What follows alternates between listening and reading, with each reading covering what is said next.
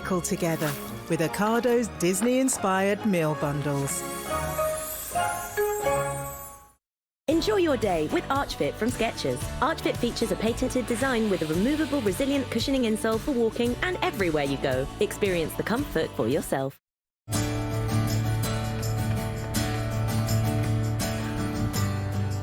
Stand by me. Nobody knows the way it's gonna be. For the ups, the downs, and everything in between. Halifax, it's a people thing.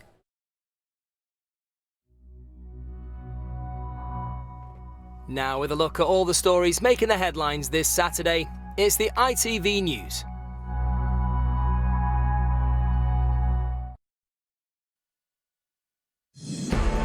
Liberated. Ukraine says the entire Kyiv region is free of Russian troops tonight, and we can now see what they left behind. Our correspondent Dan Rivers has been to Irpin, where the battle to encircle Kyiv was at its fiercest. This is a Russian petrol tanker that was destroyed in the battle for Irpin, a town which resisted the Russian advance and stopped it in its tracks. Also tonight, a Tory MP is suspended by the party following allegations of misconduct. Will Smith says he'll accept any penalty for his Oscar slap, but could it mean handing his own Oscar back?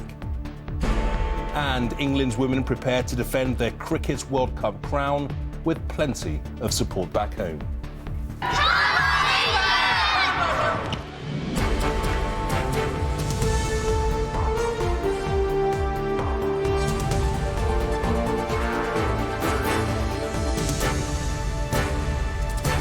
This is ITV News with Gamal Fahnbulleh. Good evening. Ukraine says the entire administrative region around Kyiv has been liberated tonight and not a single Russian soldier remains. It's a watershed moment for the defenders who fought for 5 long weeks to keep Kyiv from being taken. But the scenes of devastation and death in the newly recaptured Kyiv suburbs are shocking in the extreme. Pictures have emerged of bodies littering the streets in Bucha, near Hostomel Airport, and in nearby Irpin, some of the scenes of fierce fighting off the Battle of Kyiv, where our correspondent Dan Rivers spent the day.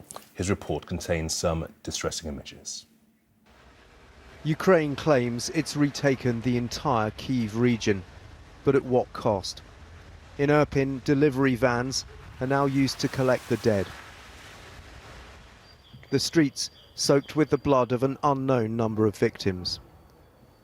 And now the scale of Russia's losses here is becoming apparent. Their tanks and armoured vehicles left as a monument to a defeat Ukraine hopes will go down in history as a turning point in this war.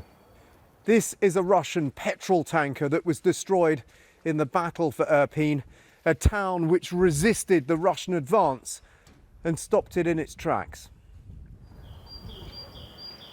There is little life left in what was once a bustling, leafy suburb, and everywhere signs of happy lives upended the moment Putin's soldiers arrived in town. But 83-year-old Igor Sles was one of those who stayed through the storm of artillery and gunfire. I ask him why he didn't leave. He tells me it would break his heart to be separated from his beloved dog. This is what one terrified resident managed to photograph before the Russians rounded them up and imprisoned them in a cellar. Bogdan Sosnovenko tells me he felt awful to be trapped there with 60 others stripped to their underwear for 5 days. Some who were taken for questioning never returned. It will take many months to uncover the real scope of the war crimes perpetrated here. Cutting up the remains of Putin's tanks for scrap is the easy part. Removing the legacy of fear from Russia's brutal occupation will be much harder. Dan Rivers, ITV News, Irpin. Well, Ukraine's chief negotiator has raised the possibility of face-to-face peace talks between Volodymyr Zelensky and Vladimir Putin. He said the Russian side confirmed that the draft documents have been sufficiently developed to hold direct consultation between the two leaders. But there's been no confirmation from Moscow that such a meeting could be arranged. Meanwhile, resistance continues even in those areas of Ukraine fully under Russian control. Residents of one town gathered to sing the Ukrainian national anthem. The occupiers responded with violence. Geraint Vincent reports. This is the rule of the occupier in Ukraine. In the town of Enerhodar, in the south of the country, a protest against the Russian invasion began when people started to sing the Ukrainian national anthem. The Russians responded with stun grenades. In the north, though, the Ukrainian government says its forces, who can now drive through the Russian armoured columns they destroyed, have retaken 30 towns and villages around the capital, Kiev. На півночі нашої країни продовжується відхід окупантів. But President Zelensky warned his people of the dangers which persist in the wake of the Russian withdrawal. Airstrikes may continue, he said, and the retreating forces have left landmines and tripwired explosives everywhere, in people's houses, he warned, even under the bodies of the dead.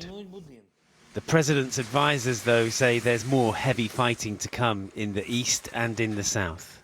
In Mykolaiv, the search for survivors grows increasingly desperate in the ruins of a government building destroyed by an airstrike a few days ago.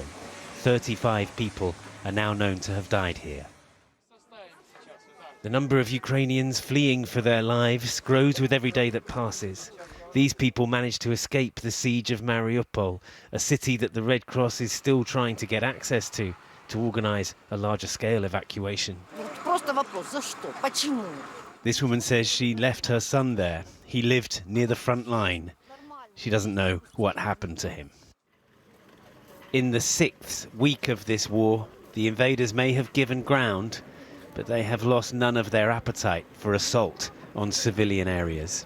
Geraint Vincent, ITV News, Western Ukraine. In other news, a Conservative MP has been suspended from the party tonight following allegations about his conduct. Parliamentary officials are reported to be investigating David Warburton, MP for Somerton and Frome. Well, Catherine Sampson is here now. And what are these allegations levelled against him? Yes, it's being reported tonight the allegations relate to sexual misconduct and to drugs. Now, David Warburton lives in Somerset. He's married. He has 2 children.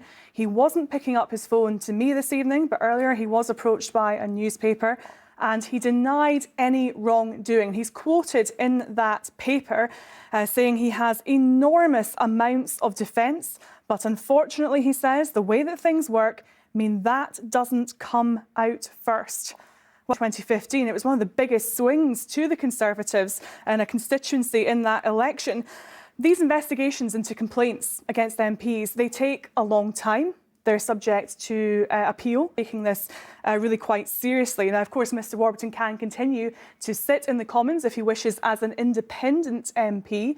But, you know, often in situations like this, there can be quite substantial public pressure. And I notice his MP Twitter account appears to have gone offline. OK, Catherine, thank you. A small plane flying from England to France has disappeared over the Channel. 2 people were on board. British and French Coast Guards conducted a search throughout the day today and will resume tomorrow. Meanwhile, another pilot has been taken to hospital after his plane crashed into a block of flats in Bicester in Oxfordshire. The extent of his injuries is not clear. He was flying solo and there were no other injuries. And there's been gridlock at the Port of Dover today due to a major disruption of ferry services there. Holidaymakers and lorry drivers were forced to wait for hours with P&O ferry services not running and 2 DFDS ferries also out of service.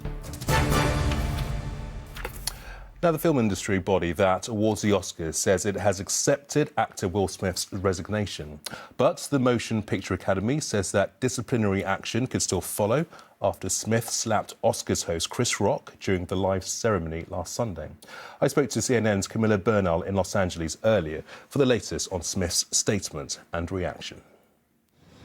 Hey, Gamal. So Will Smith is saying essentially that he accepts the consequences of his actions. In this statement, he was saying that he was heartbroken and that what he wants is to put the focus, the attention back on the people that deserve that attention because of their achievements. I want to read part of that statement that he put out where he says, "My actions at the 94th Academy Awards presentation were shocking, painful and inexcusable." Then he goes on to say, "I am resigning from membership in the Academy of Motion Picture Arts and Sciences and will accept any other consequences that the board deems appropriate." Now, those consequences could be coming. The Academy Awards, they have accepted his resignation, but they're still going to meet on April 18th, and that's when they could take action.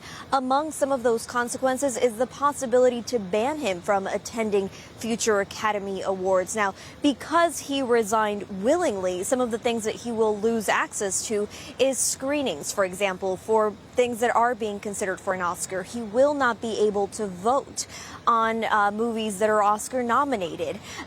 At the moment, we do know that he still could be nominated for an Oscar in the future. That still seems to be on the table, but we'll have to wait until April 18 to really figure out what will happen to him. And of course, we're also waiting to hear from Chris Rock, who says he will speak about this. He says it will be funny, but also says it will be serious. Camilla Burnell's reporting there. And finally, in just a few hours, in the middle of the night UK time, England will take on Australia in an attempt to win a second successive Women's Cricket World Cup. It's been a sensational comeback for the England team, who lost the 3 opening games of the tournament. And tonight, they could make history because no England senior women's or men's team has ever successfully defended a World Cup. Amy Lewis reports on the build-up to tonight's big match in New Zealand. Our World Cup winners! They have done it before, 4 times in fact, and England are just 1 game away from potentially lifting the World Cup trophy once again. Yeah, well done. These young cricketers from Croydon in South London will be watching and willing them on. What do you think about the fact that England have made it through to a World Cup final? It's a very big accomplishment, and all the people in England should be proud of them. Amazing, they worked really hard for it. Yeah, I'm really happy they did. They worked really hard, and I hope they do well. England had a very shaky start to the tournament, losing their first 3 matches, but they turned it around with 5 successive wins to reach the final against Australia. To be in this position, knowing where we were just a couple of weeks ago, is remarkable, and it shows how things can change so quickly in sport. And yeah, just says a lot about the character of this group that we managed to obviously put ourselves in a position to be in a World Cup final. Local cricket coaches will have their fingers crossed for an England victory because when the national side is successful, they see more youngsters wanting to take up the sport. I think the difference for these young girls compared to maybe 10, 20, 30 years ago is they can turn on a TV now and they can see a women's cricketer playing at the top level, and it does have an impact. You see how excited they are when they hear about the games going on, and they can look and they can strive to be what those women are doing on the television. No England team, men or women, has successfully defended a World Cup. With 6 world titles, opposition doesn't get any tougher than Australia, but England have plenty of fans cheering them on. Amy Lewis, ITV News. Fingers crossed. That is it. The weather forecast is next, but from all of us here on the Weekend News team, many thanks indeed for watching. Bye-bye.